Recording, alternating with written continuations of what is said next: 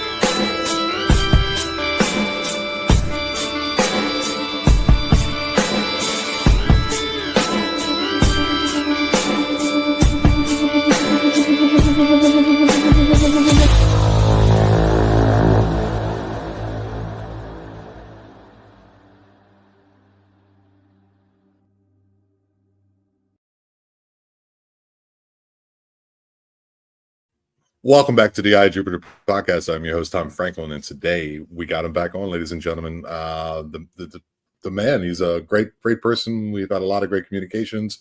He has an incredible story that I just barely scratched the surface on. And of course, I'm talking about the one and only Mr. Michael Kameron.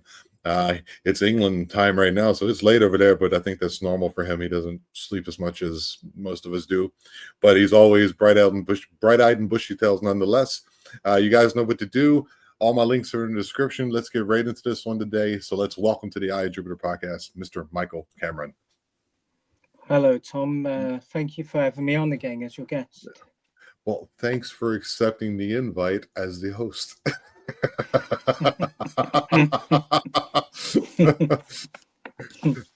So how's the weather going on over there? I'm sure it's wonderful and nice and cloudy and overcast and drizzly. You know the UK well.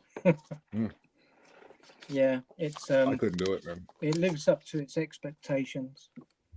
I couldn't do it. I was in southern Germany, southwest Germany for 20 years myself, and I know that England is way worse than that. And then it just got so gloomy that I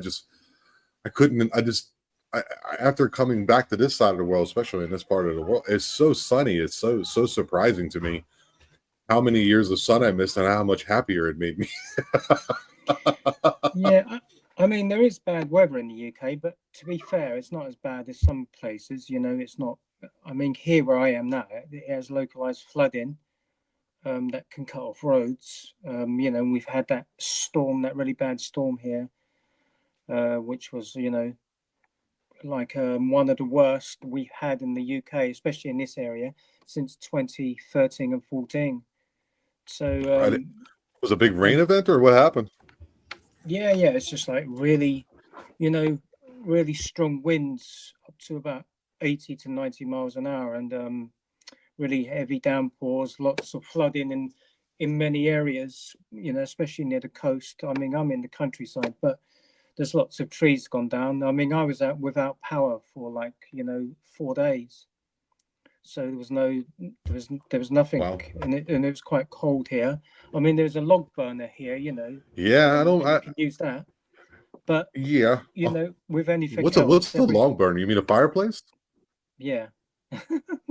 yeah, you know, you chuck the logs in. Burner, I never. Okay. Yeah, it's just different words, isn't it, that we use, but they mean the same thing. It is. Yeah, they mean the same thing, but it's sometimes we as Americans kind of go a roundabout way of saying something that you guys are short to, and then sometimes you guys go a roundabout way to something that we're short to.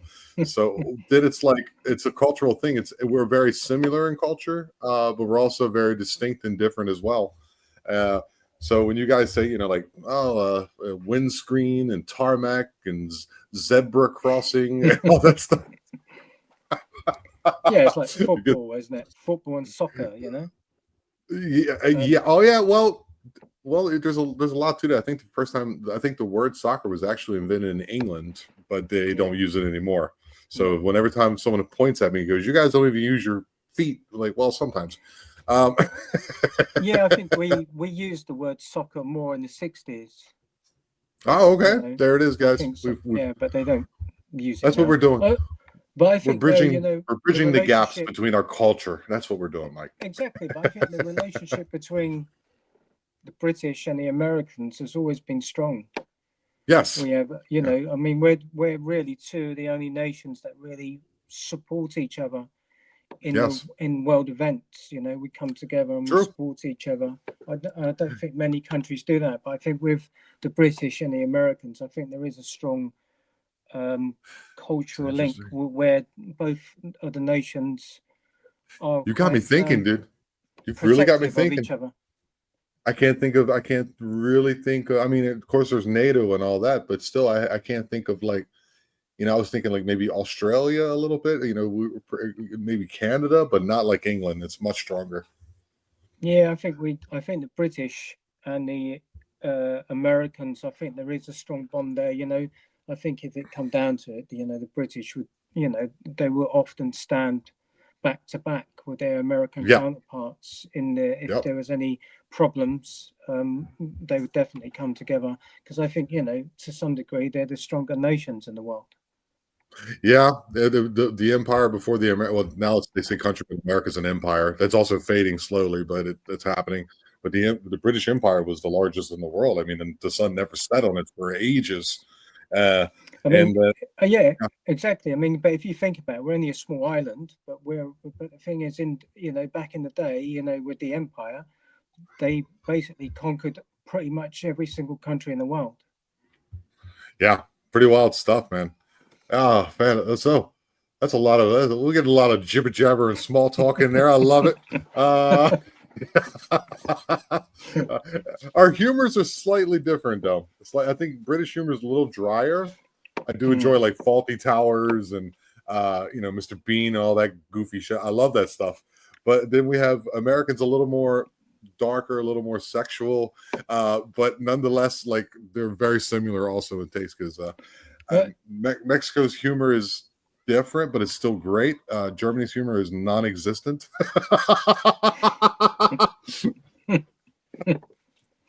I mean, I like all that. I like the darker humor, and I like the, you know, the like you said, the sexual stuff and that. I'm not.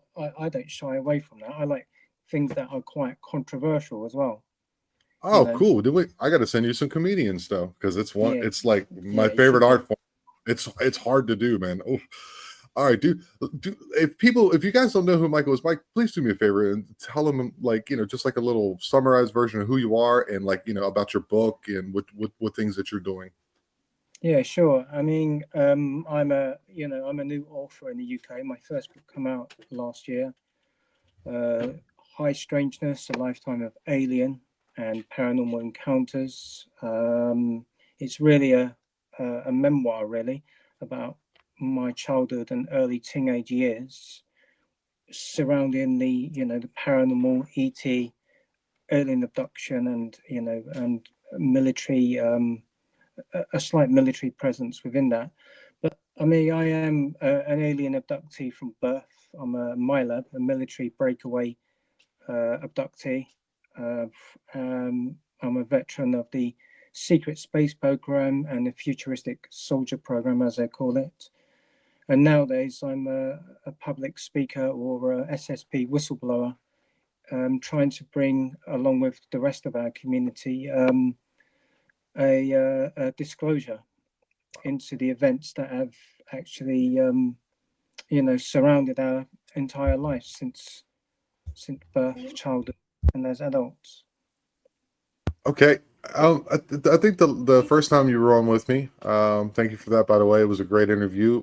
We kind of touched around a little bit, like your childhood, where you were born, the gray standing over top of your bonnet, I think you called it. And I think that's what you called it. And I was thinking, I was like, I hope he's saying crib. And Yeah, cot or crib. It's the same thing, you isn't said it? cot. That's what it was. And I was in the Yeah, military. Cot is a thing you sleep on, but it's for like adults.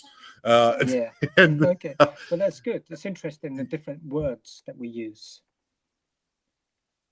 it is, and it can be confusing, but it also makes for good conversation. And So you didn't get much into the abduction. Maybe you can tell me a little bit about that.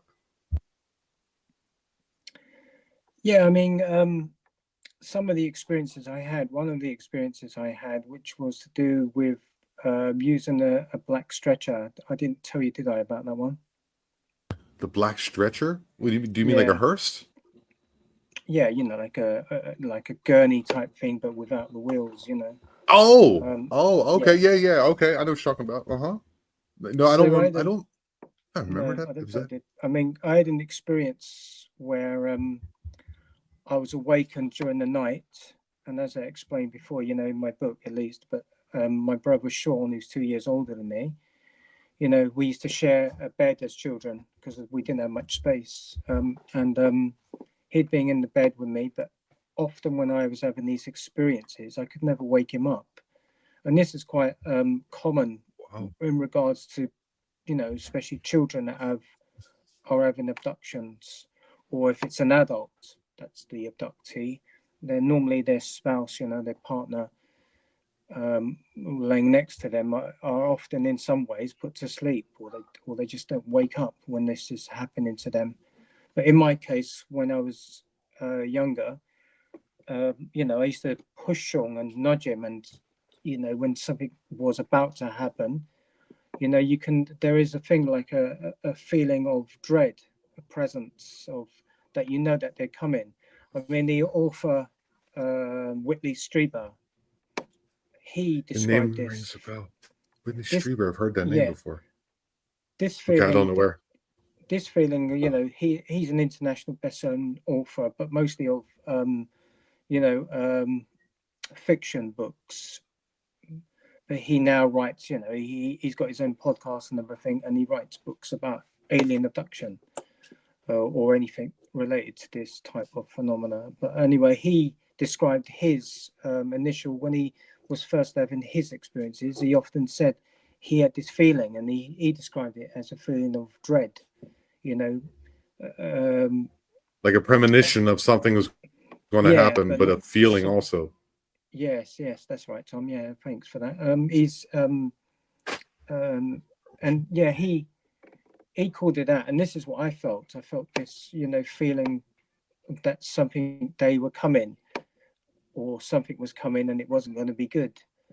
So there was a lot of fear and terror there as a child. And then I remember awakening up on this particular night, and when I looked down the bottom of the bed, there were three greys, standing at the foot of the bed, and they were just like staring at me. I mean, I didn't know a lot.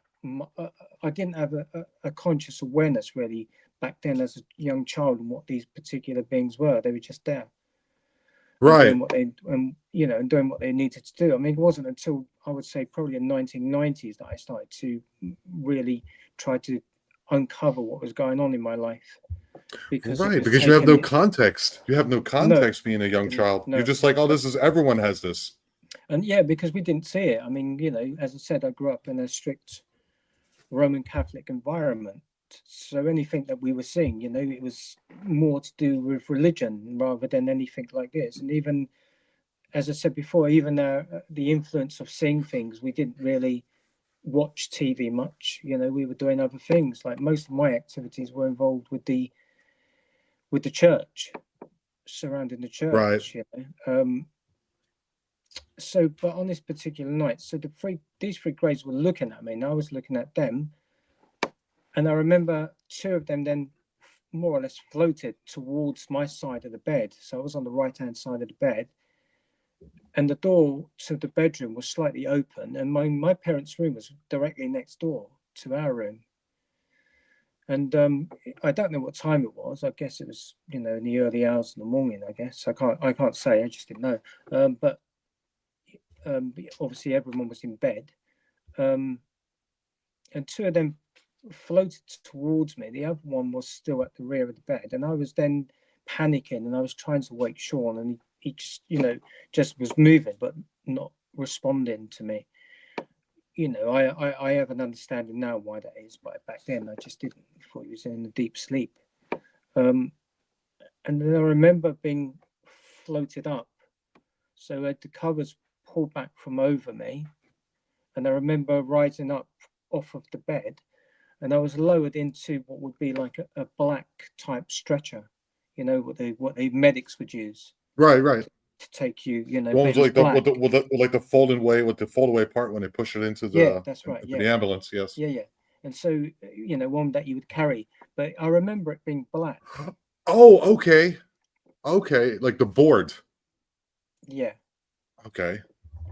And then, Okay. I mean, got back then, obviously, again, you know, I didn't think it was that then. It was only much later on when I'm looking back in my memories as an adult and then Yeah. seeing discrepancies, you know, Yeah, with this dude. particular type of abduction. It's so So the, interesting. Why did your brother Sean have anything happen? Did he had, your he brother had Sean have anything ever happen to yeah, him? he had experiences, but not the same as me. And I mean, I don't know if they continued for him, but Yeah, we have a little bit of a technical issue. and I'm sorry, I missed that part. Could you reiterate that, please? yeah, sure. I mean, Sean, I think I mean, he had some experiences with me. We had them together, some experiences. But after that, I don't know if it was still continued for him. He didn't really say. Okay. Okay. I'm sorry. That's weird, man. But then, That's so. I was just um, always wanted to know, like, you know, when sometimes two people can have the same experience, see two different things at the same time. You know what I mean? Two people can see sure, the same thing and see two yeah, different things. I wanted to know if you were able to maybe experience them together and then like kind of like about what you're both seeing. And him being 2 years older than you at the time would have been maybe a different insight than what you had. And it's just like a part of the story that I'd like to tease apart a bit, because it's just an interesting thing that you're both in the same bed, but and you're having these experiences and he's having something else, or he's never talked about them. It's just an interesting thing. yeah, I agree with you. Some people, you know, you can have two or three or four people that can see the same thing, but they might again interpret it or see something different to what you're seeing. You know, but so I was lowered onto Right. this, you know, this black stretcher, and then, you know, I remember I was paralyzed. You know, another common, you know, pattern in regards to abductions. The person experiences paralysis of the body, and then, but the thing is, I could move my eyes. But one of the strangest things that I thought when I'm looking back is that I didn't shout out. Like, you know, my parents were next door. You know, I was on, and you know, I had these two creatures in my room, three of them, but these two closer to me seemed to be controlling the experience more than anything. The other one at first seemed like it was just observing. You know, maybe this other one was given these other two orders to carry out this, you know, what he was doing, this abduction. And I remember being lowered onto it, and I remember the stretch. I remember it coming up, rising up off the bed, and it was moving then in the direction of the windows. And I remember going straight through the windows on this stretcher, so it just went right through. And Yes, then I I've heard remember this it being, before. and then I remember it being lowered down onto what would be the room below, where something else happened to me at some point. I remember the roof was acted in some ways as a balcony. So if you got out the window, you could stand, you know, on this rooftop like a balcony.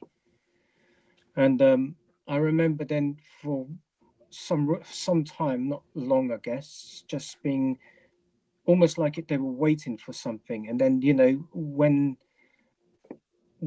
my stretcher started to rise up, I remember all three of these creatures coming up, rising up with it, floating up with it. And I remember there was some huge lights above the house.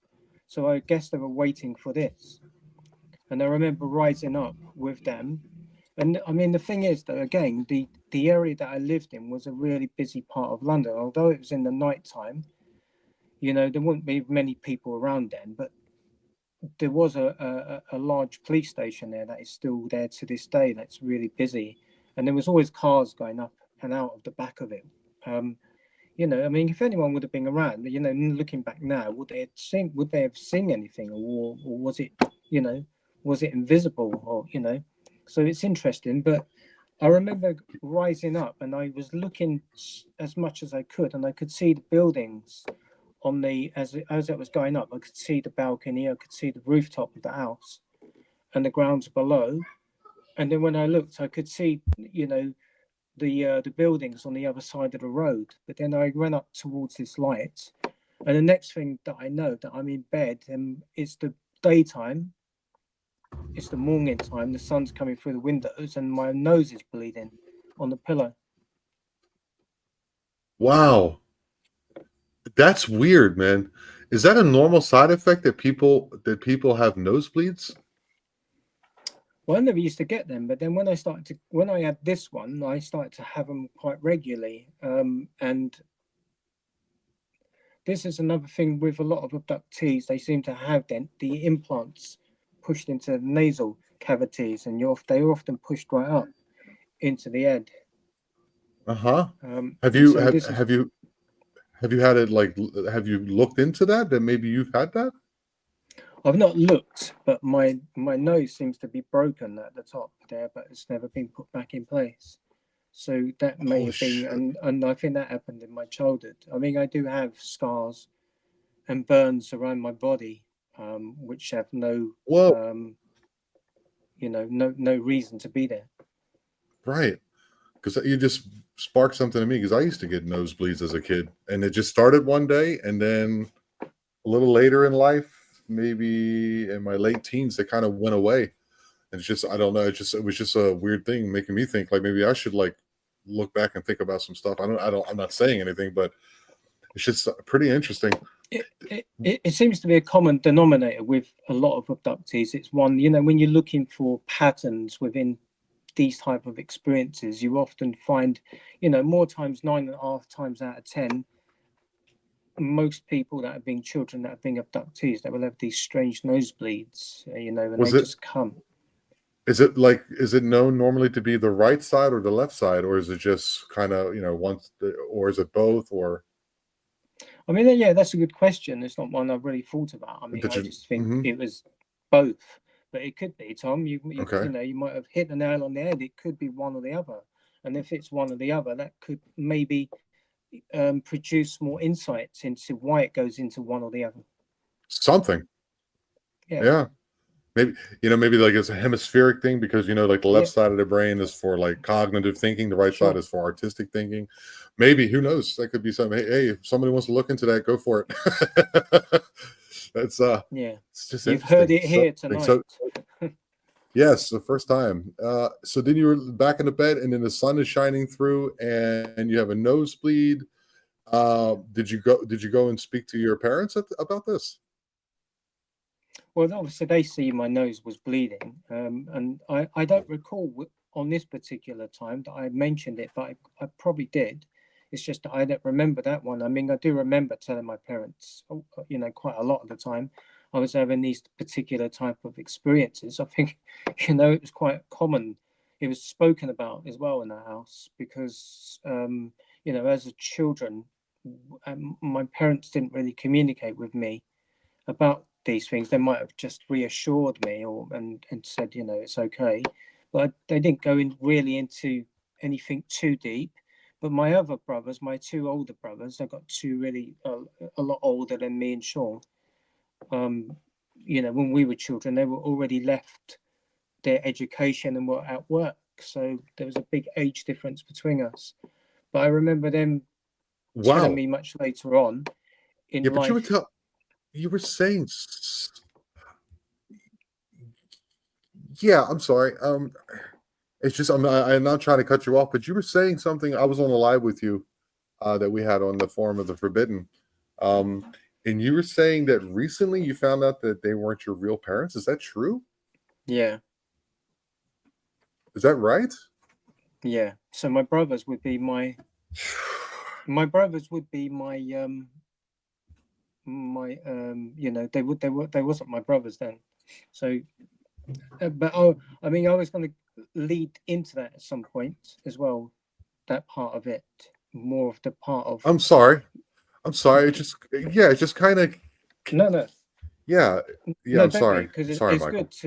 good to throw them things out in case I forget them. You know, because you can forget things, can't you? So it's good, Tom, that you don't. That if you feel the Okay. need to do that, do it, because I might forget a step. You know. Yeah, but you The said only what you reason said is is that you're true. saying, my brothers, you're saying my parents, and then I'm just, I'm just like, because of I'm having a bit of Yeah, a cognitive dissonance in my head, and I just want to go, oh, wait a minute, did we skip a part? And I guess we haven't. And thank you for being such a gracious guest, because the host just jumped the shark. no, I quite like that. You know, if you when you interact with me, Tom, in that way, no, don't apologize. I like the way you you know, you speak and how you run your show. I like that. Thank It's you, a sir. good interaction. It's good energy, and I think it, like you said, with the nose, it can lead to different Avenues. questions with Yeah. different answers. Yeah. Maybe, because for me it was always the left side, Mm. but I did Yeah. shove one of those like car headlights up my nose as a kid, but I don't remember which side it was. I'd have to ask my parents. So now, see, something else came Yeah. back to me. Yeah. I'm But sorry, you were yeah, that, saying your brothers were out of school already when you and your younger brother were in the yeah. house. Francis and Kevin, yeah, they were a lot, they were a lot older than me and Sean. Me and so they were already like babysitting us when they were adults, and they wanted to go out and socialize. So they wasn't happy about that. So you know, um, And you're the but youngest? You're the youngest of I am, yeah, four boys? Okay. yes. Um, That's and so also this was, interesting too. this was one of my experiences. I mean, another experience, but much later on, I do allude to the fact possibility that particular abduction had been not so much the Greys but the military. And the reason I say this and try to reason it out is because the Greys do not often use stretchers. This is more of a human concept. Right. Right. Because they have the Very ability to good, dude.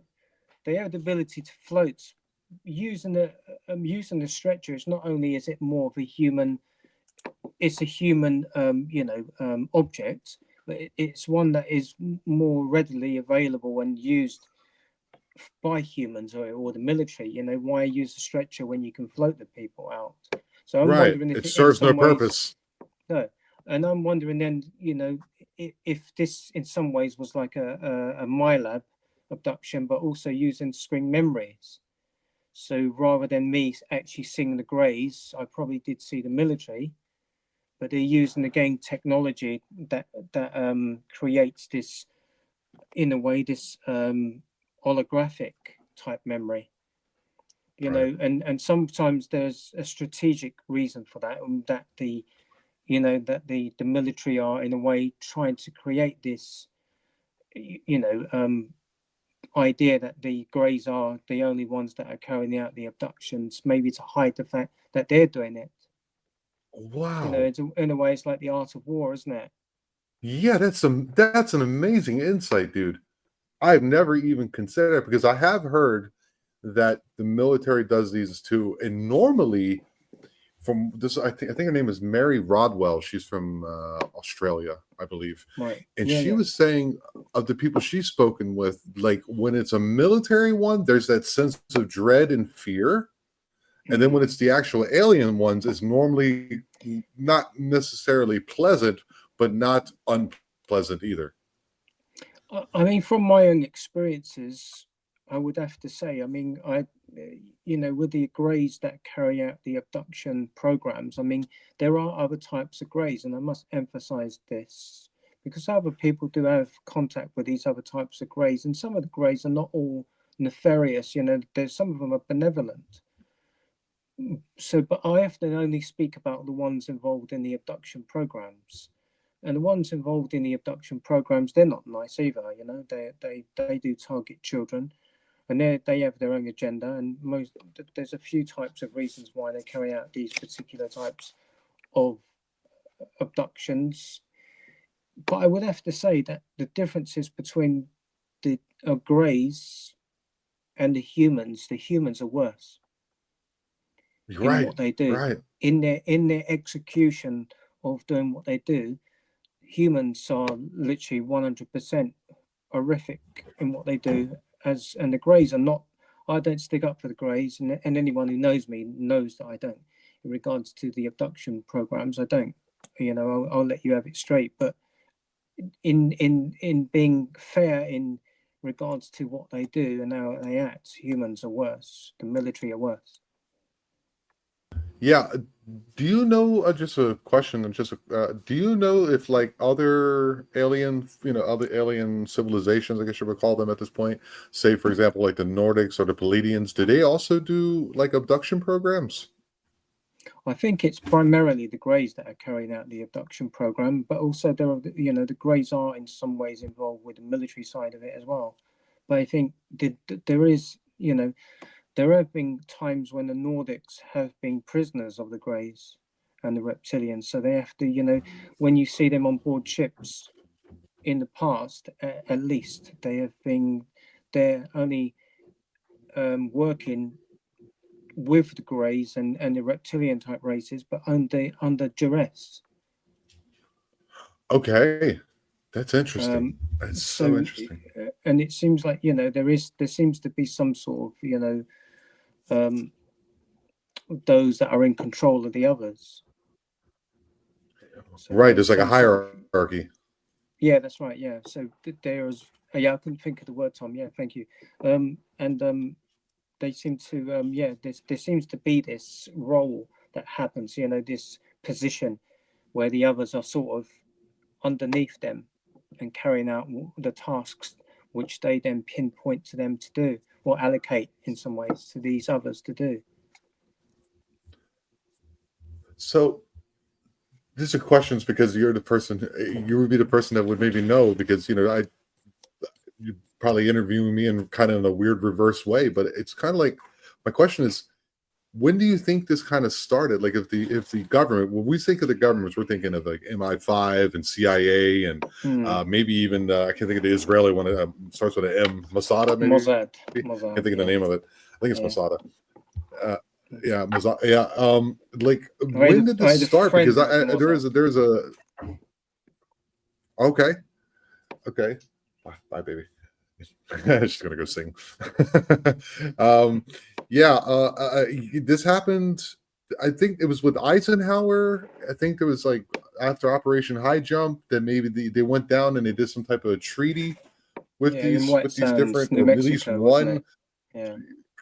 Oh wow! So okay, like, how much do you know about that? I think it was in 54, wasn't it? When this treaty Oh took no, place. I don't know. I think it was, if I I'd remember imagine it's when correctly. Eisenhower was in office. Yeah, I think it was 54. 70 years ago. I think, yeah, I think it was at White Sands, New Mexico, where they had this treaty where they met together. And I think the Greys were not the first, were they? I think there was a Nordic race that approached them, but they were turned away because they wanted to take away all the, atomic weapons, I think, at the time.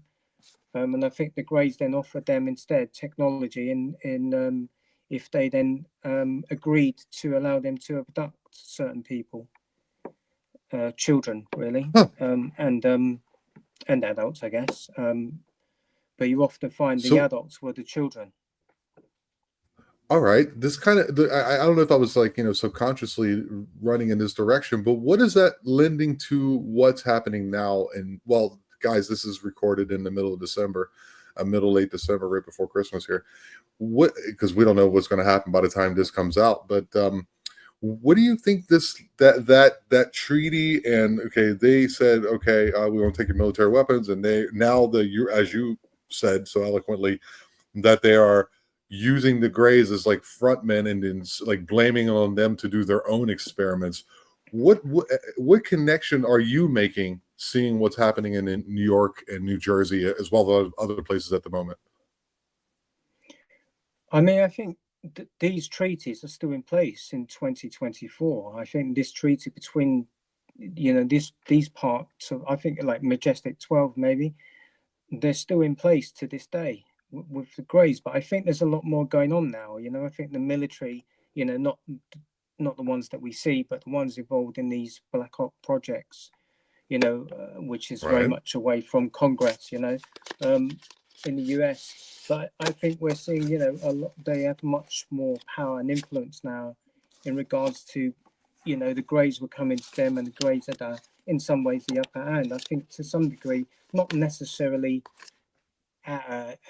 much uneven, but I think we're a little bit closer to technology and understanding a lot more now there where the Greys have been. So I think there's a little bit of you know, I think we're now basically at the foot of the table. We're at the table. Oh, oh, that's interesting. It means that that I think, you know, it means a lot of the ET races that are involved in these projects and agendas in regards to human beings. I think these type of military personnel now, they have a, you know, in some ways it's like, you know, if you mess with us, we're going to mess with you, and we can. No way. Wow, dude. Because this whole thing has been, I've been like sitting there watching it because, you know, I don't believe anything they tell us. They say they don't know what's going on.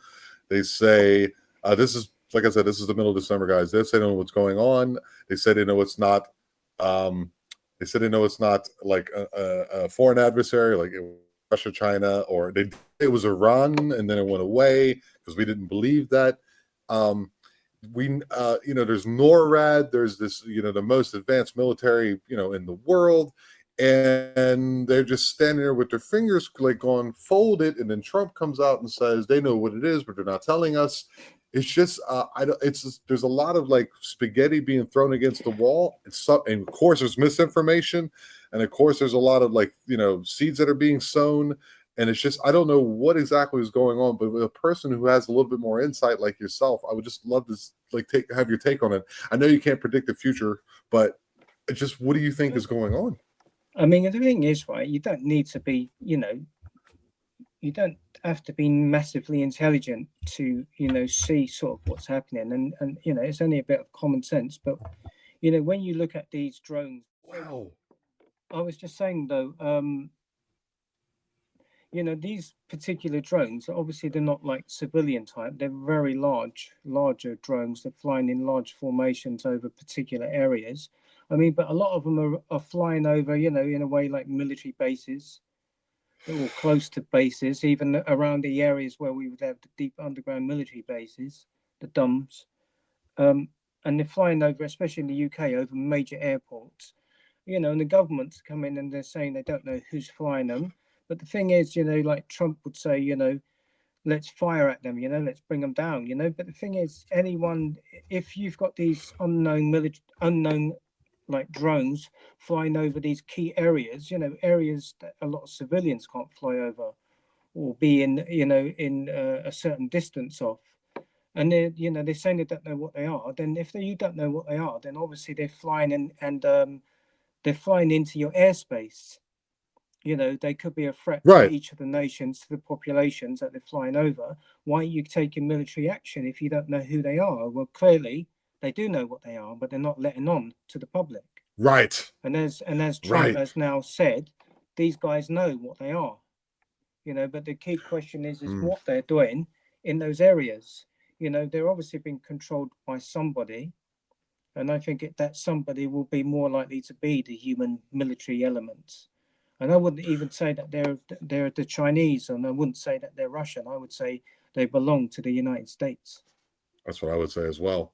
Because I heard it today, like any it's a new FAA law, Yeah, a new FAA, so federal whatever that is, that if you have a drone over 250 grams, that it has to have a tracking device, and then that is then connected to you, so they know who you are when you're doing it. It's like a yeah, big thing. They will actually come and find you and take it, and who knows what kind of, you know, judicial action will happen. So okay, it's not this, not that. So it's either so it leaves it up to either the military or something else. But I don't know, and it's not battery powered because my buddy, I work for a solar company. He goes, "There's no battery powered that I know." He's really into it that would do that. So they're definitely gas powered, but then it would make more of a noise, and then it would leave more of a heat signature. But apparently, that's not true either.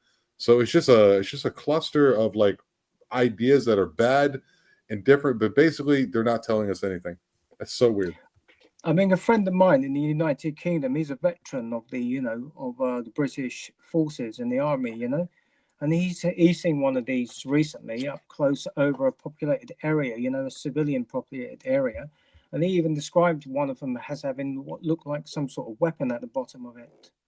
And remember, he's like a Whoa. veteran of the war, Right. um, you know, um, so he knows what to look for, and he even said, this is been flying quite close to, where you would have populations of people rather than military bases. But this one seemed to be off on its own, flying around. Right. Um, Right. you know, I think Yeah, it's such a strange phenomenon.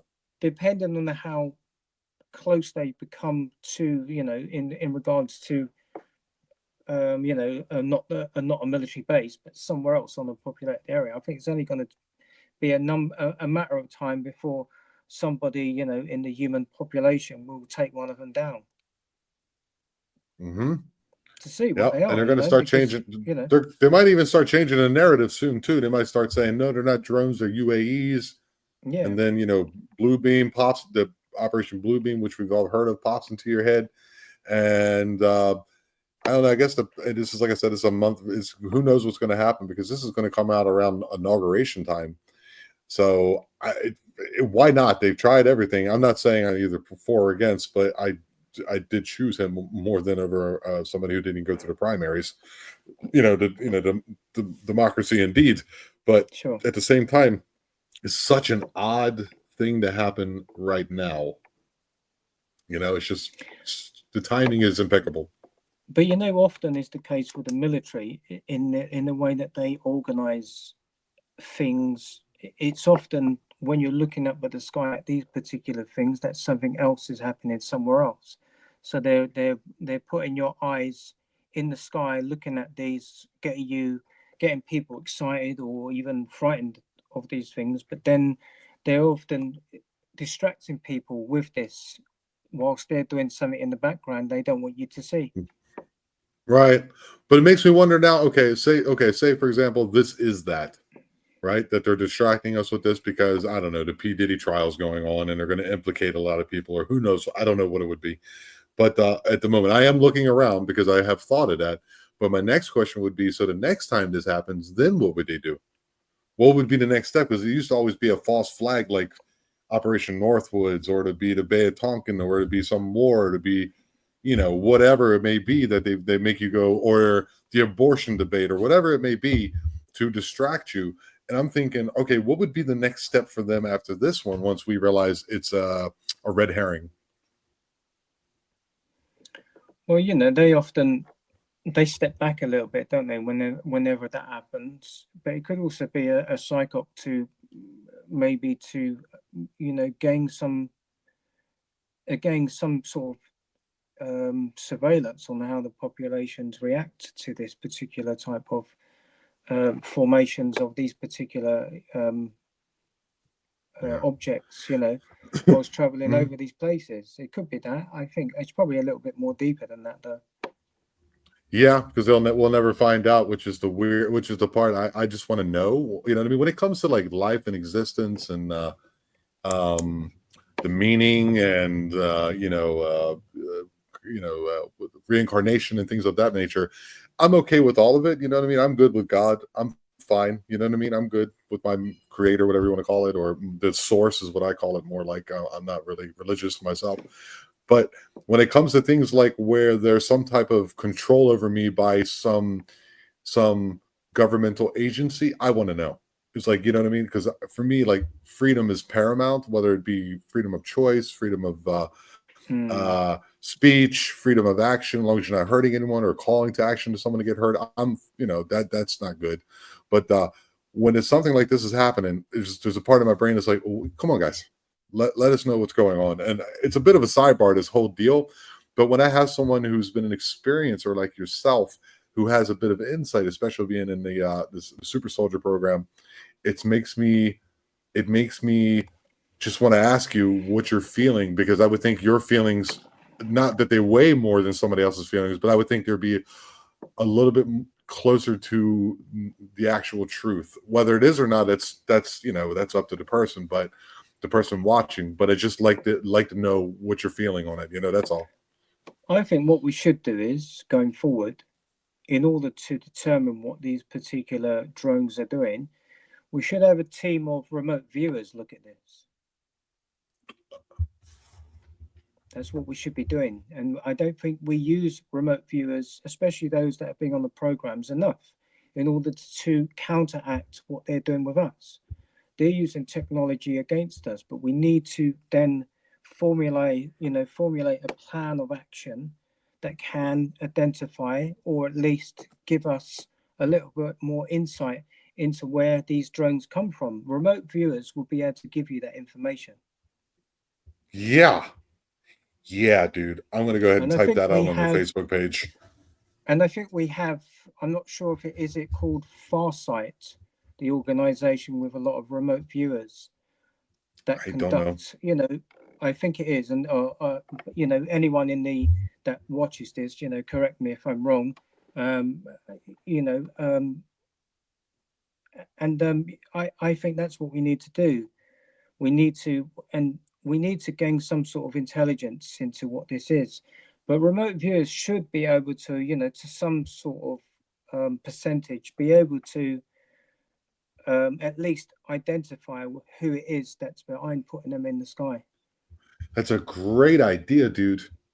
If it's okay with you, I'm gonna put. I can even put your name Sure. on it. There's like we're No, gonna go ahead and put, at least on my little universe that I've created, yeah.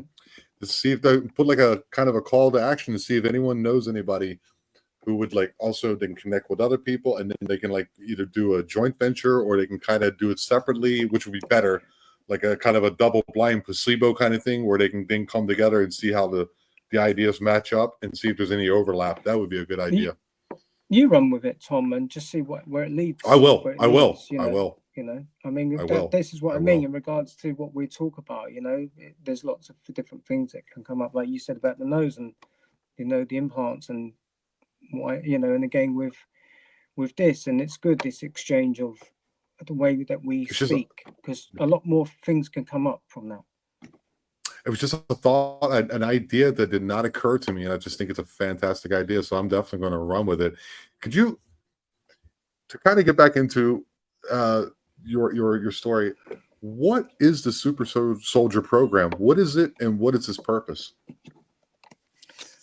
Well, it's to create, basically. It's to do with alters, really, creating alters, like we spoke about before, in order that they be programmed to carry out various tasks and mission objectives in various places, not necessarily on the earth. A lot of the time it's outside of the earth, or even interdimensional, or in in very much different places. But there's a lot of different types of um, secret space programs, you know, Okay. on the earth from different nations. It's not people, I think, outside of it believe it's just the US doing it. It isn't.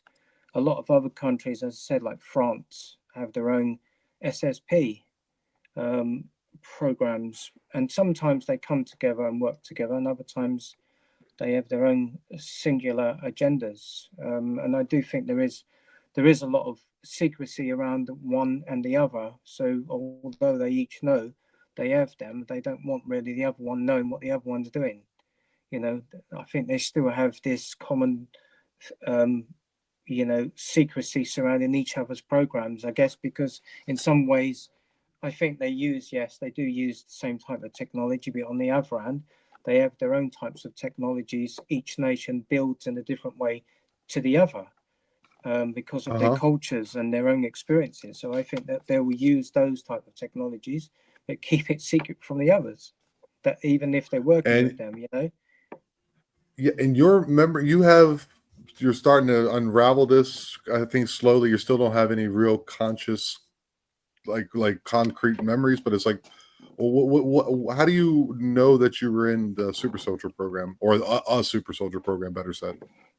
I do have memories of some of the things, that, but a lot of it's fragmented. But I've had with the assistance of others like Olivia James, who is an SSP veteran, with her abilities to access parts of my military records. Um, I know another super soldier who's claimed to had the same. He's also have contact with these with other with aliens, better said, and he's has a prediction for 2027. I was just wondering that maybe one time, because I know that you definitely want to get this out there and kind of help people, because he's also like that. He's from Slovenia, and Mm. his name is Mark Savnik. He's been on with me a couple times now, and I was wondering maybe one time if things work out, because I don't know his schedule, but like maybe I might have to do a special live on the weekend with him and maybe you together. That way you can kind of like together compare stuff just to see like where it matches up. Not Sure. saying to give it any, not to give it any validity, but to just try to help people understand it a little bit more, if you know what I mean. Like what Hmm. exactly it is, maybe what the differences is in the culture, like you were saying. And I'm gonna talk to him, and maybe we'll have to move that one that we already talked about to maybe another Yeah. day, just to kind of Sure. get that working out, because that would be a very interesting conversation that I think, because he like yourself, I don't know if I found you or me, I don't know how that worked. It doesn't matter. In the end we met, so that's great. um but he searched me out and he was like, I need to talk to you. And his insights are also quite incredible. He said he was watching a movie from the 90s. He's my age. He's 44. 1980 is when he was born, like myself. And he was watching a movie like something soldier movie with, I think it was Jean-Claude Van Damme, where they were like they were like deceased and they came back to life and they like charged him up to be able to fight. And he said at Sure. that point he was in his teens, and he said something then sparked in his mind. He goes, "Wait a minute, that's me." And then it went, and then since then he's been. I just wondered. Yeah, I mean that's another thing, isn't it? But I mean the the missing in action for even in everyday soldiers, the ones especially that goes into the more the deep black projects. You could have them being you know killed or missing in action, but often they will go into these projects because it's the best way to maintain secrecy and also protect the assets whilst they're carrying out missions. So to everyday Okay, persons around them, even their families, they may believe that they're dead, right. and that they're buried in in the gardens of That's crazy. So this is like but a black ops. How do you get to where you're going when you say you go to another dimension, or you're on the backside of Mars, or wherever these battles or these missions are occurring? How do you get there, if you remember any of that? well, you have the 2020 back, but it doesn't necessarily. It's almost like the everyday military when they say in for life. It's 2020, isn't it? It's 20 years in. In the UK at least. I'm not sure in the American counterparts. But Hmm. when you have a full term, I guess in the It's you services, retire after 20 years, but yeah. So you have to do a minimum of 8. I did yeah, 4 yeah. and 4. So yeah, yeah. So it's. I guess it's piggybacking off of that type of um, that process. So it's like they call it 20 back, but some people go through it a lot longer than that, or sometimes a lot less, depending on where they want to use you. But I feel some people that they will also have alters. So, I have an alter um, of myself. That is one of the commanders, or he was a commander with the Mars Defense Force. So because of his abilities, again, it's the same. It's not just consciousness; it's a person that may be uploaded. The consciousness may be uploaded into an avatar body. So, in order to carry out Whoa, these particular missions, whoa. so the So consciousness is uploaded. Yeah. so like so there's are so so where is the consciousness in these things that they're uploaded after they get uploaded? Is it like an avatar, or is it like some kind of clone, or is it some type of extraterrestrial, or what is it that you're going into? No, no, no. See, the altar would come from me. So, like I was talking about before, how the children are, their minds are split. Their mind is disassociated through the horrific experiences that they undergo in order to create trauma. The trauma then creates the splits in the mind. But when these are basically, in regards to the mind itself, you could have 100 or 1,000 alters in the same mind, in the same body, occupying the same space as the altar that I hold now in the front. So we call it the front altar. So I hold the body that experiences what's in front of me in the world, whilst the other altars are in the background in what we call a system, which is, almost like an holographic space within the mind, which has its own worlds and each altar carries out tasks by the orders of the programmers and handlers um, who have Oh my created them. God. So then, Okay. so then they're Okay. called forward to carry out tasks, and many of them, some of them, not everyone in the what we call the system is involved in the military side of it. Each one of them is allocated a task, but there are a lot that do go into the SSP as well, and they're carrying out So tasks at the same time. But what we say is also sometimes when I develop maybe um, injuries in the body and I have no memory of these, sometimes it could be two things. It could be that the altar is being used somewhere, and because it's part of me still, I will also have those injuries. But also, it could be that the altar is at some point taking my body and I'm moving back into the system whilst that altar is carrying out or even doing something on its own here that I'm not readily aware of. So when that altar goes back in and I come back into the front of the body, I won't have the memory of what that altar did. okay. So what would be a synonym for the word alter? So I maybe grasp this a little better. Aspect. It's so like the multi-dimensional you, or the or like a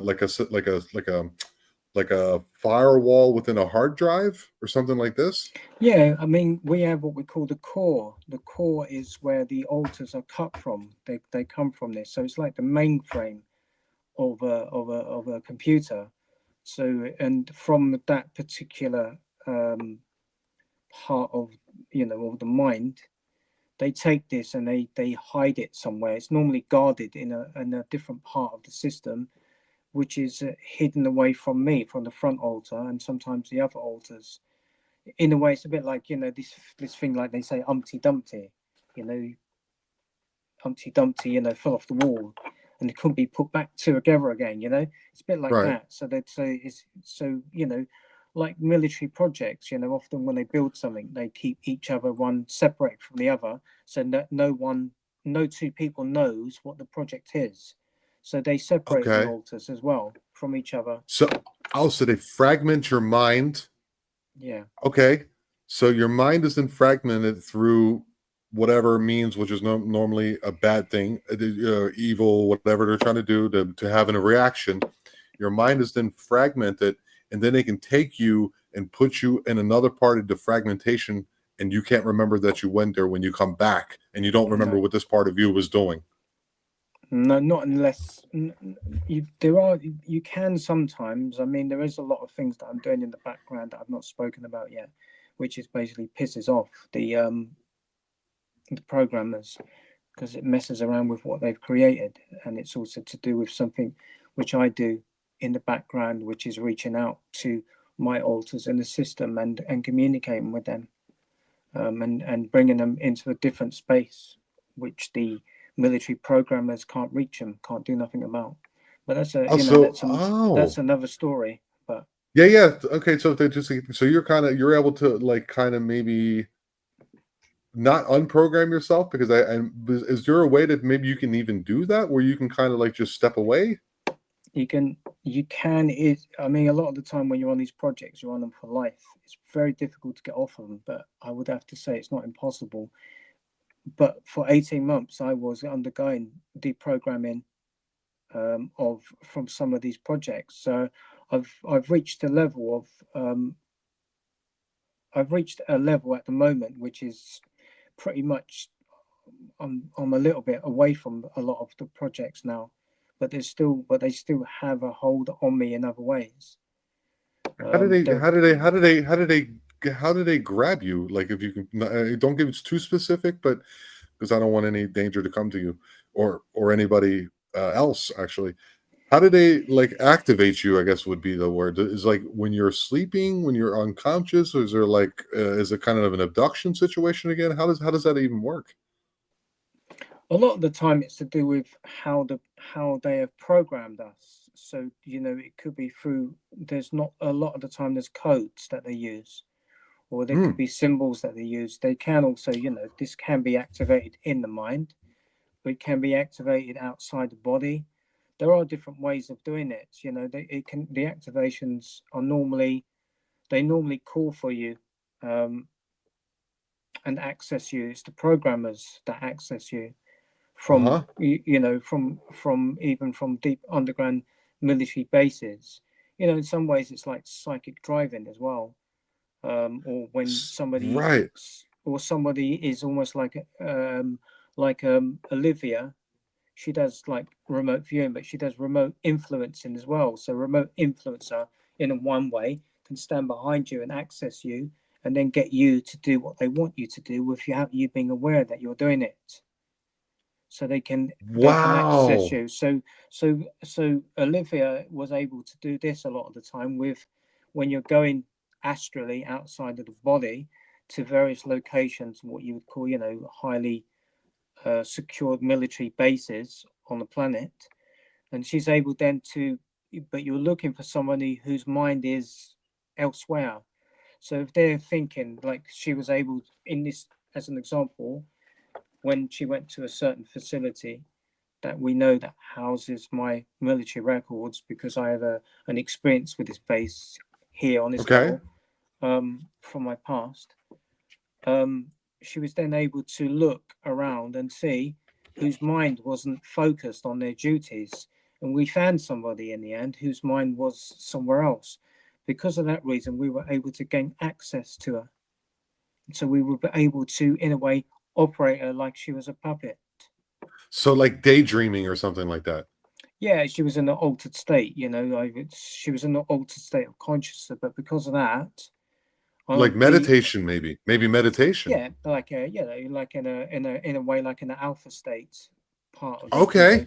So she was almost like a daydream, but she was daydreaming about something, and we were able, Olivia was able to tell that this person would be the ideal candidate, whilst the others in the room where she was, they were busy doing what they're supposed to be doing. And the area that we were in is highly secure because of the information that they're dealing with. So it has an overwatch of security, remote which are remote viewers that are Hmm. basically working to make sure to some degree that no one enters their bases. So they're very aware that remote viewers could do this. Whether you're a remote viewer who is just in civvy street, so to speak, a civilian that knows how to do it, or somebody who's working on these projects, may want to break into their systems, but they are heavily guarded by. They have their own team in this particular place. This team of people are known as the Guardians. They overwatch the bases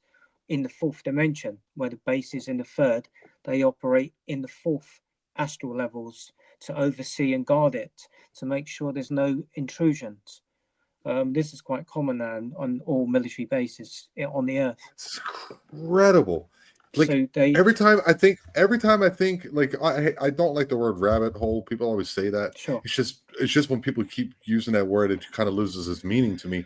But every time I like ask you something, it's like a little pretty coin spins in front of my eyes there, and I go, okay, what does that mean? And it's there's so many levels to everything that you and okay, so like what leads credence to me is like, okay, a person who either that doesn't know that I don't know, you know what I mean? I don't know about these things. That's why I have such interest in them, because they're fascinating to me. It's simply fascinating, dude. Like it's uh it's so confusing, but that's why I try to break it down for myself. It's like you are thinking for me as I'm trying to understand what you're telling me. So it becomes like I'm unraveling something in my brain at the same time, trying to understand the concept of this, which like lends itself and like you're so candid in what you're saying. You say it. Oh, there he goes again. He says it in such a way that lends credence to what he's saying. It doesn't, it doesn't, like you can tell when someone's like lying, their body language, the way they speak, they like stutter, they like bump into their own words, like I am right now. I'm not saying that I'm lying. I'm trying to figure out this thought as it's coming to my head. He there's a lot to this guy, dude. There's a lot to this guy. I mean, I'm talking to myself. Maybe he'll come back. Let's hope. What I was trying to say is that like the way that you're able to put the things together, when I ask you, it's not because you. I'm not saying it. Just roll with me for a second here. A liar has certain tells. There's certain tells that a liar has. Okay, you don't have any of those. And actually, the more I go into it with you, the more you're freaking me out because it's becoming more and more real for me. That's just like when I had MK Davis on and he showed me that the Bigfoot had a braid on his forehead, blew my mind. And you're so candid in the way you say the things. It's not overwhelming to me because I know you a little bit now. We've spent a couple hours speaking, which is I'm sure with time we'll become even better friends, which I hope. Sure. It's it's just amazing. Like how do you deal with all this? Because I don't think most people have to deal with this. And I know everyone has an individual experience. Maybe that's why you're chosen because you can deal with it. But how has it like affected you? I mean, it's affected me a lot. I mean, it does affect me now. I mean, sometimes it may look like I'm calm and collected, but a lot of the time it does have an impact on my life throughout the day. I have a lot of triggers during the day, especially when I'm doing, as I said, I don't know it all. I have fragmented memories. There's things I don't know, and I'm still trying to unravel my life in a way. It's a great mystery still to me. But and there's a lot of confusion there about things, especially with my parents.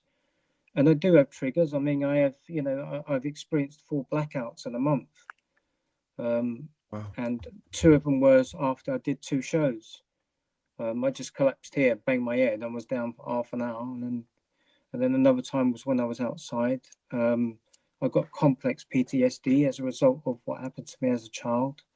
I'm still trying to look into that. I've been warned that if I look into it too deeply, it could actually create a breakdown in me, because of Okay. what happened to me. But I'm willing to take that chance because I want to know what Yeah, dude. happened. I need to know. It's just, and I would That's deal. why I'll you're deal with the. I'll deal with the impacts, in small stages.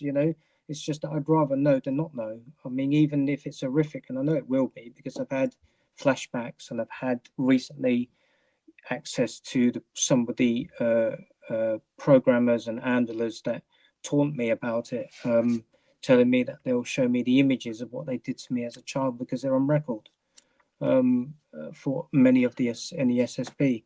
But it is difficult. There's times when it can get you down, but you're trying to forge forward really, because then it's you want to help, you want to try and heal yourself and gain some sort of normality. But also, I've always wanted to help other people that have had these experiences, especially yeah. ones that are just coming into their own in that they're becoming again having, they may be having nightmares, they may be having flashbacks, and it could be this whole, canvas of jumbled pictures, and you don't know really where to go with that. But there's a lot more people in the community that have gone through that can help those particular people now that are coming aware. And I think there's a lot more, as I said to Daniel, there's going to be a lot more people, I believe, coming up through the years that are going to have these strange memories coming up Uh-huh. suddenly in their head, or something that awakens or triggers within them. Something, maybe some memory then awakens a memory in the back of their head that's been hidden for, for decades, only to come back into the fore, into the front of the mind. And this person is then overwhelmed with these, they could have, nightmares or dreams. I mean, I put a recorder on at night because when I have a lot of interference, I'm often can be heard talking in my sleep to somebody. And Wow. sometimes it's I'm shouting out and things like that. I mean, I must send you some of the recordings so you can listen. Oh yeah, just between you and I, Yeah, sure. yeah. So Sure. and I was going to set up a camera as well to see what happens, because I do get almost every night I get interference from something, especially when I do a show. I can have a lot of there's often a lot of pressure when I'm talking about certain things. But I was told recently, after I spoke on the show, you can talk on the show, but you're not allowed to mention the names, the project names. Fair enough. So You don't that's what I sleep was told. much. You don't sleep much either, do you? No, I mean, I don't, because the reason being is because I have a lot of panic attacks as well. So Okay. I can get these when I'm out, but when I do a lot of research now, into like the Monarch project, and also to do with the programming, the altars. But it brings up a lot of trauma in me. It's really difficult sometimes. I can have panic attacks when I'm out, when I'm looking at this material. I can't look at it for too long because it can create other problems for me. A lot I of a understand. lot a lot of the PTSD comes up. I understand. Yeah. So it I is do. difficult, and I I mean do. I It's don't. different. It's different with me. It's different. Like if I don't deal with stress very well. If I get too far in No. with stress, it's like then I start like have physical Yeah. reactions. Like Yeah. Yeah. if like like bladder issues and things. I can't pee well, and Sure. for real, for real, for real. And even though our experiences, as far as I know myself, are not the same, I do understand PTSD, at least partially because I Yeah. experience it myself. Sure. And so like to have that on your mind and have that every day, do you find any solace in things? Um. What you mean? Some sort of peace? Like yes, like solace, like a peace. Like is there moments in the day? There's good days, there's okay days, and then there's the bad days. Is there solace some days? Yeah. I mean, yeah, there is, but it's not. But it's not too. The other experiences are not too far away, and I think the reason being for that is because we're always on it. We want to know. It's always in the mind what happened, to bring a link between those memories. And it's also, I think, it's because we're working on the disclosure. So the more we talk about these experiences, like with you, Tom, and others, like Daniel and others like them, like you guys, so it's there all the time. But I think it helps when we talk about it as well, because I think Yeah, in a way it's also pushing those memories forward, into yeah, into the front of the mind, and also it's and as I point out as well, yeah. It's like a lot of the time with the altars as well that we have, the altars hold a lot of the time they hold the information. So when they're out conducting their whatever it is they do, sometimes we're aware of what they do, and they hold the keys to the secrets to their vaults, so to speak. So then if we can then right, integrate our altars back into the core, into us, we will have all that information available to us. So right, that's another thing that they're frightened of. So many people are getting right. involved in the SSP but they're frightened. That's why they keep the core separate, so that the alters cannot But incorporate. They would have to come back into that. right. So they allow you to talk. They don't allow you to mention the project. So why would they allow you to talk so it makes it look like it's not real? What would be the, why would they say it's okay to do that then if they don't want it to kind of be in front like it is? If they can I stop mean, you. it's only recently that I've had that communication with them. Normally, it's to say to keep your mouth shut completely, but recently I've had a communication where I've been told by a British, what it sounded like a British handler because of the terminology of words. It wasn't American; it seemed more British, what they were using. But it That's is, funny. Nice. Good way to tie that back to the beginning of the conversation. yeah, exactly. So exactly. So I was saying to, I was talking to somebody else, and I was like saying that this particular one talking to me, I felt it was more British, coming from a British side rather than the American side. There's also like an energetic feel about the communication that takes place between them and me, or at least others, where you can feel almost the nationality of that person. Sometimes they make out they're one nationality when in fact they're another nationality, hiding their their nationality, again in a way to put you off their scent. They don't Hmm. like that, but I think one of the things is that maybe if you say the names, maybe it makes more of a connection with anyone who wants to research that name. But if you're talking the themes about the experiences, maybe they want you to maybe look a bit crazy in the eyes of others that are not Right. familiar with it. So in a way, Right. then it in a way it discredits you, because there's no evidence for some of the Right. stuff we talk about. But if you follow, say, like Bluebeam, now people can go and research that. There's things there that will explain it. There's experts out there that have been involved in the technologies in some way or another. So it provides a link. If I then go on and say, look, I've got alters, I'm doing this, I'm doing that, there's not much. I'm just saying it, it's like we were saying before, people may criticize that, but I'm only presenting the information. I'm not asking anyone anywhere to believe it.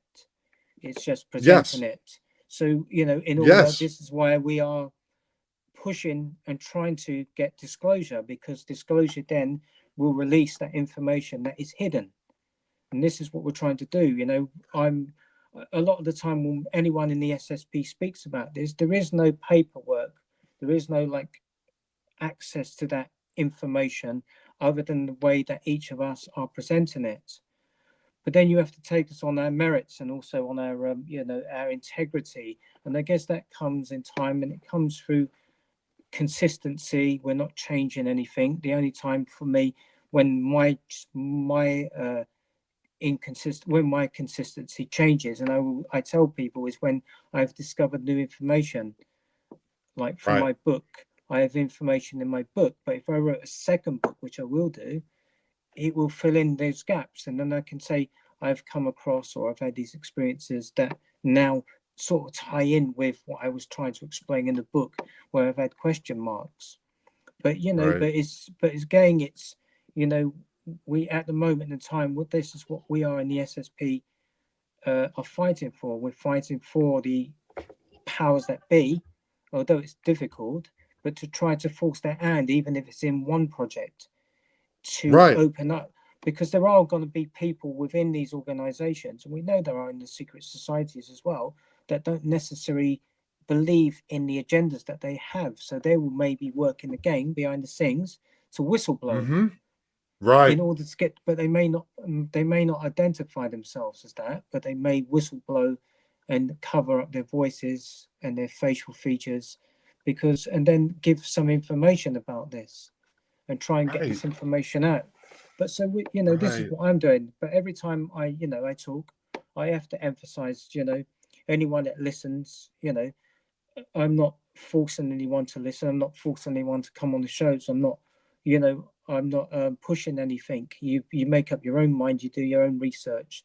I'm just presenting my experiences Right. in order to, as you know, to put on record, this is what I've had. And when the time comes, and you know, it may not be yet, but when the time comes, many of us in the SSP will be proven to be correct in what we've said. You know, but that's the only thing I can do.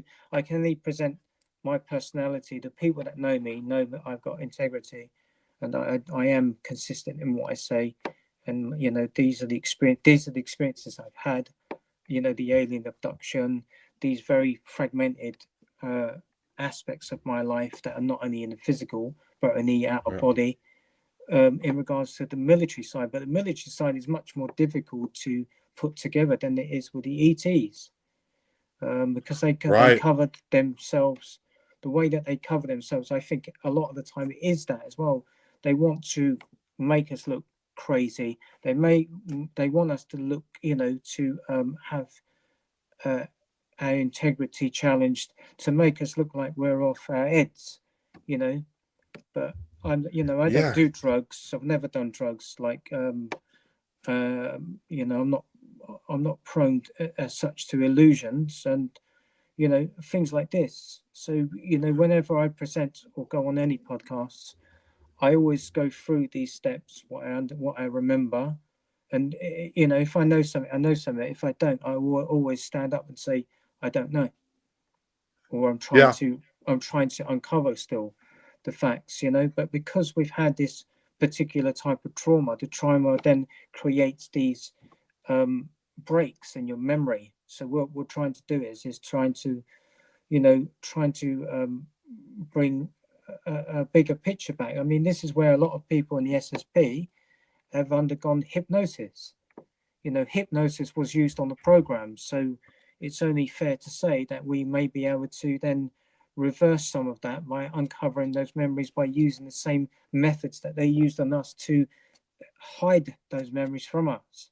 So using the same Right. methodology to obtain those memories back again. And a lot of people that are veterans of the SSP, they have, you know, especially like Olivia, they were able to, through like Misha Johnston, who is like SSP as well, who's been involved in this for many decades and helped, I would say, probably thousands, maybe more people uncover their Wow. memories, because the memories are not, they're not, you know, they're not as such, you know, they're not destroyed. They're hidden in other parts of our brain where they've removed them and put them in another place in our minds.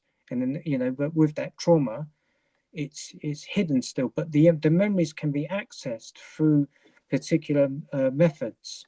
And so, you know, next year I will be doing that. I'll be undergoing hypnosis. I'll have it filmed, and you know, Hmm. I'll pass that on to you as well, Tom, if you like, when I have it done. Yeah. I just And want to. I just yeah, want you to know.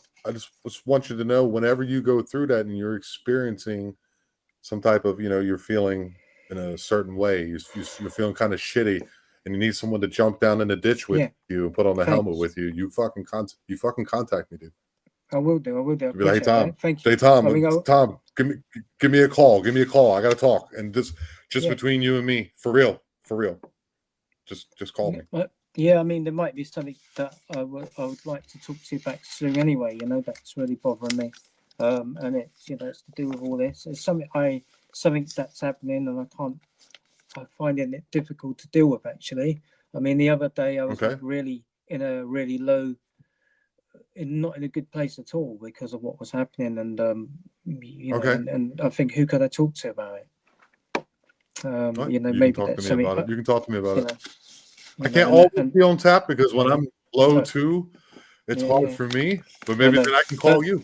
you can, you can. I mean, that's what the, you know, this is what the community is about. Is reaching out and having that support in place for each of us, because we're all going through different degrees of this, but I think we're all in it together, you know, whether we're on the programs or not. We are, you know, we're Yeah. all trying to Yeah. do what we're trying to do to help each other and help others. But the main thing is Yeah. like we said, Tom, you know, it's like it's breaking free from this control. You know, We'll that get there, they man. want us, yeah, they want us on this control, but we're fighting for this. You know, so I mean, another thing is, even though we're challenged a lot of the time, I mean, I get challenged. I've been challenged from podcast hosts, and that's fine. I'm not going to jump down their throats because I feel, you know, that we're out there and we're putting this information out there, of course you're going to be challenged. And I don't think it's a case of getting angry or fighting them. What I think it is upping our game in the way of trying to create a narrative and try to explain why we're saying what we're saying, and you know, and taking it from there. You can't be angry with these people. You got to, you know, you got to be calm and you got to be accepting of the fact that people are going to challenge you. I don't mind being challenged as long as it's constructive and it's not rude. You know, and there's so, you know, but it's also, you know, it is difficult to present the information as well. I mean, we've got nothing to gain from this. No one in the super soldier program is rich or anything like that. You're not getting money for this. A lot of the time, you know, they're in like positions that are quite, you know, very stressful. They've got, you know, they have a lot of you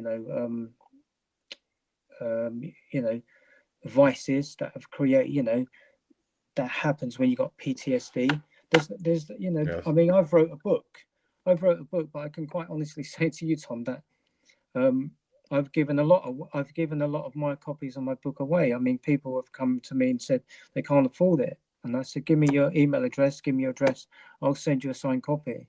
It's not about the money; it's about the information that's in the book. And Fair it's, you enough, know, dude. if I had, and also the book is at a particular price on Amazon. It's on, and a soft copy is a soft copy. It's an hardback, and it's also on audio. But I don't control how much money the book is. But as I've said on 2 podcasts that I did in the US, if I had the opportunity, I'd lower the price of the book so that people could read it. It's not about how Right. much money it is; it's about the content.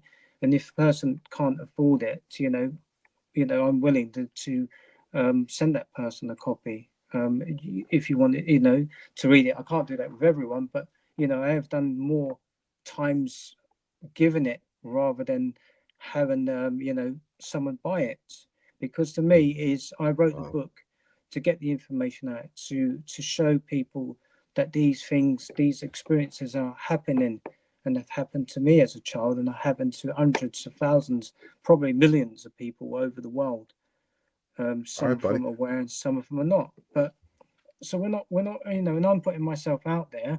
I'm talking about really sensitive issues. Some of them, like we were saying, very controversial, very personal to myself.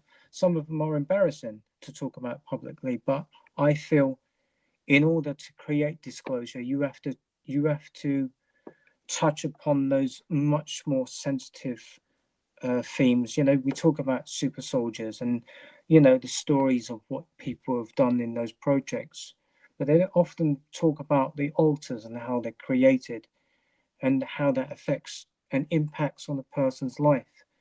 And although some of the experiences that we have are uncomfortable, if we're going to have disclosure and we're going to have that integrity, we have to bring them out. We have to talk about them. We have to explore them, no matter how uncomfortable they are. Because we got the good experiences, but you have to balance it out with the bad as well, because it's going to be through the more traumatic experiences that people then can, I would say, then have that balance between what is good as well. It's not going to come through Mm. the good. It's not going to come through the positive experiences, because these projects are not based around that. These projects are based around horrific experiences that children undergo whilst they're on these projects, and then as adults, what the impact of that is from being on these projects, like the PTSD and that. And we got to address that, because the world needs to know what goes on behind the scenes, and that's what disclosure is about. Yes, Bringing this sir. out and having it exposed, because whilst we don't talk about it, it's like anything else, any type of abuse. The abusers rely on the fact that the victim, is not going to speak out, so it protects them from, or they try to discredit the person or people to make them look like they're stupid, or look like they're making it up, or like it's a fantasy. In our case, it's none of those. It's very much real for us. So All right, we man. are we are pushing it forward, and we're not just representing ourselves, we're representing the community of people that have undergone these experiences, not just in the United States, but in the United Kingdom and around the world as well. But we're also representing those other people or children that are still involved in this, that don't have a voice, and Right, we're that are bringing right this now information out. Yeah, today. That there's children right now today, somewhere's in a bunker, some yeah. I mean, you got base lots who's of going missing through children in the horrific United States. fragment everywhere, You know, horrible fragment and destroying their lives. and That's exactly. And again, we have this collectiveness. The collectiveness of working together. We work singularly when we're doing these podcasts, but in the same way, we're working as a team to achieve the same objective in uncovering and exposing these people that are involved in these projects. And they don't want this limelight. They don't want to be spoken about. They don't want this people talking on these podcasts about these projects, because they want to remain hidden in the background, carrying out what they do to these children, and basically being the bullies in the playground. right. All right, dude. We're gonna get into some other stuff next time, man. That was just it's just a rabbit hole that my brain went down. You said you'll follow my lead. Thank you so much for that. One more time. It's so you basically covered everything. I agree with everything that you're saying. I hope that what we do here in my little platform that will hopefully continue to grow will get this to reach more and more ears and more eyes. Um, could you please tell me one more time where they can find your book so they can get a little bit more insight into what you experienced? Yeah, sure. My book's available on it's available on Amazon at this moment in time in soft cover, hard cover, and it's on Kindle and audio. Um, and you can find me on Facebook. I do actually have two accounts. I have one that is Michael Kameron, which is more based around my book and the alien abduction. But I do have another one, if you ask me for it, because a lot of people don't know that is actually the same person. That's more geared Okay. towards the SSP and the military side of things. So I separate them really. Okay. Okay. And the name of the book is The High Strangeness. What was it again? I'm sorry. Yeah, it's High Strangeness, A Lifetime of Alien and Paranormal. This is it there. Oh wow, what a beautiful wow, it's a Covers. beautiful cover. So yeah. That's beautiful, man. So the cover was designed actually by somebody who was a veteran in the Royal Air Force in the UK. Oh wow, okay. Yeah, and so he All does right. that type of designing. I was going to say to you though, Tom, quickly, is that about your podcast, and remember, every type of theme that you touch upon in your podcast, it's all related to the bigger picture. None of these phenomenon are and the experiences that people are having, even the researchers, with Bigfoot, they're not separated. They're all part of this bigger project. Yeah, it seems to be that way. And we're just kind of like, we got that little that cork board with the push pins and the red strings. Sure.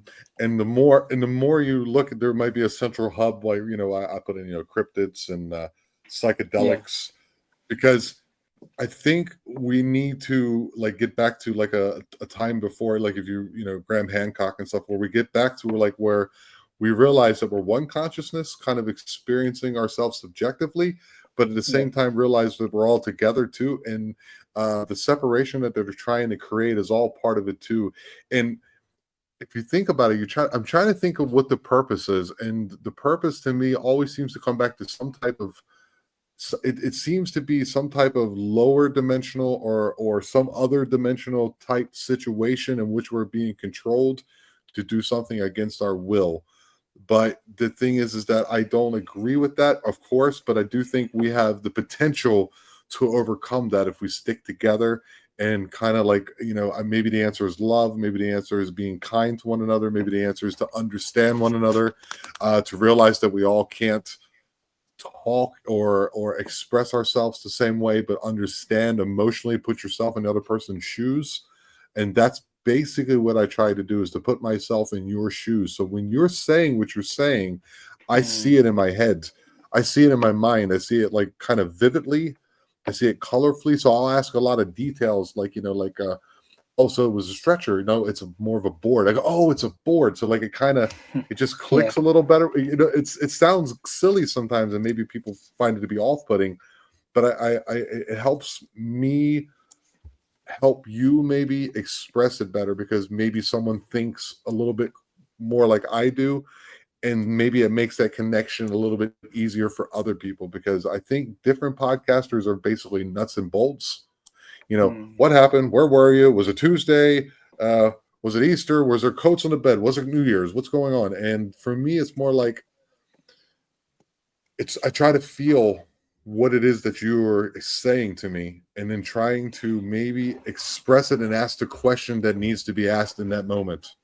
That's I all. like that though. I know, but I like that the way that you present in that way, and this is the way that you're able to understand it and break it down. And then when you're then feeding that back to me, I'm then able to maybe answer you in a different way, maybe in a better way because of what you've expressed to me. I mean, and each person's got their own thing, but one of the things that we know a lot of these phenomena, whether it's hauntings or it's Bigfoot, a lot of it is not actually based in the physical as much as it is in it's multidimensional. So when Yeah. people are even asking questions, a lot of the time they're asking it from the left brain and from the third dimension, when in actual fact, a lot of the time, even with the SSP stuff, it isn't based around the physical, it's based outside the body and in other places. So you're really dealing with a multi-dimensional type of consciousness. And this is, I think, which is the problem as well, because in order to get us away from where they want us to be, we are Within the five actually senses. yeah, They want us to exactly, stay in the five senses. Hmm. we are bigger than that. And this whole concept of that, the five senses, and they're integrated into the physical. Yeah, okay, well, there is that. Yeah, and we have the left brain and how that works, but we have another part of ourselves, a bigger part of ourselves. And one of the things that people need to understand, that don't understand, that for anyone that's new to any of this, a lot of the people in your chat rooms are not, they, a lot of them are pretty much, like, in a way, veterans of this type of phenomena, but they are, it's They the got their control. medals, and they know. Yeah, Yeah, yeah. they're like, a lot of the time though, is the people that are, ETs, but the military side of it, that are controlling the narrative. You have to understand, what is it that they're afraid of in us. What is it why do they want to control us so much? Yes. Because when you're controlling somebody, it means you're frightened of them, because there's no need for Yes. that control otherwise. And that's what people need to understand. They are Stay afraid of there. us. When you're feeling that way, Michael, when you're feeling Yeah. those bad days, remember, they're afraid of you. Not in a power play sense, but in a sense of your the mere concept, or the idea that you exist and are able to formulate that idea, is the reason that they are afraid of you. It's low level shit that they're trying to do to you, with Yeah. whether it's a technology or some type of technique that they discovered from, or something from some other race or whatever. That doesn't matter. They can't they're trying to break the essence of what you are, because they're afraid of you. That is a fucking killer message. Excuse my French. That was great, dude. That makes me feel real good, dude. Thanks. I needed that. Got me pumped. I think I think we all need that. It's a pick me up. But the thing is, they, it's like you said, Tom. They want us to be in this lower energy, and with all the shit that goes on in the world out there, they're feeding that energy into the grid to make us feel shit, to make us act in certain ways, because it feeds it then back to the parasites who are feeding of us. But we're not going to get into Yeah. those stages. We're going to go into those higher, vibrant dimensions that take us away from here into the areas, into those parts of ourselves where we originate from. There's a much bigger part of us a huge multidimensional part of us. And it's that what they're afraid of, because I can tell you this now, they haven't got that. That's why they need children like those children to operate these technologies, because although they got the big mouths, they can't back it up. So then they have to hide behind this technology in order to create this fear, in order to create this control, but as a single person, we can make a huge difference. But as a collective consciousness of a group of people, we can create miracles. We can, dude. Hey, Mike, do me a favor, stick in the green room for a second, buddy. That was incredible. That's a great way to end it, dude. I think it was just perfect. It was a perfect landing. Thank you so much. Again, you got me a little misty over here, man. For lack of a better term, misty. And I appreciate it so very much, buddy. Thank you so much for coming on. Yeah, thank you, Tom. Thank you for having me. All right, buddy. Just wait 1 second for me, all right? Sure, I will. All right. Michael Kameron. I think that's a powerful message to end it on, guys. We have something that they'll never be able to have. That's why they're trying to suppress us. Very powerful message. We are the I. We are aware. Love you all.